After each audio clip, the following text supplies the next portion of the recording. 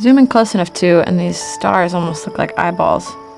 They're watching Van Gogh right on back. Van Gogh wrote to his brother Theo on almost a daily basis. He said, "Shouldn't the shining dots of the sky be as accessible as the black dots on the map of France? Just as we take the train to get to Tarascon or Rouen, we take death to reach a star." Hey there. My name is Maggie Rogers, and you are looking at Vincent van Gogh's La Nuit Étoilée. It's Starry Night for everybody else. There seems to be this romance around the idea of the tortured artist, about how someone's vulnerability or angst could make them create more vividly. This idea that an artist's suffering is essential to their art. I don't buy it. But everyone has seemed to weigh in on Van Gogh's brain at this point. He painted La Nuit Étoilée in 1889, 6 months after he cut his ear off, and then voluntarily committed himself to an asylum in Saint-Rémy-de-Provence in the south of France, not far from Avignon.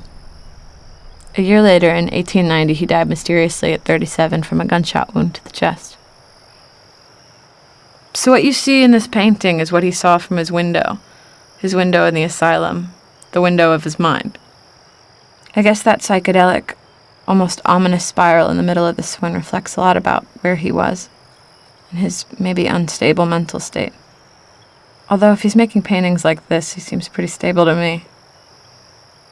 This starry night isn't like any other starry night I've ever seen. The moon lights up the sky like a sun, and the strictness of the town counterbalances the rippling cosmic waves.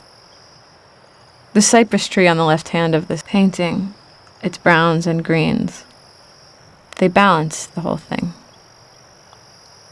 It's crazy, too, that you zoom in far enough and you can see this little space that he didn't paint, and how he let the canvas be an essential texture on the page.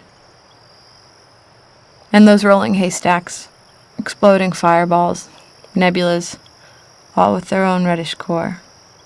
Zoom in close enough too, and these stars almost look like eyeballs. They're watching Van Gogh right on back. Van Gogh wrote to his brother Theo on almost a daily basis. He said, "Shouldn't the shining dots of the sky be as accessible as the black dots on the map of France?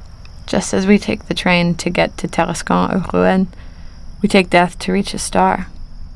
It's a kind of apocalyptic vision, like Judgment Day or something, which wouldn't be completely surprising. Van Gogh is a devout Christian. This makes me think a lot of David Bowie's Black Star. Someone being alive and creating a work that says goodbye at the same time. Surely his nights were more beautiful than our days. And when I look to the sky now, I think about Van Gogh and the way he showed me the night through his eyes. And if you want to see what he saw, there's just one place. The New York City MoMA, which bought it in 1941 and guards it jealously.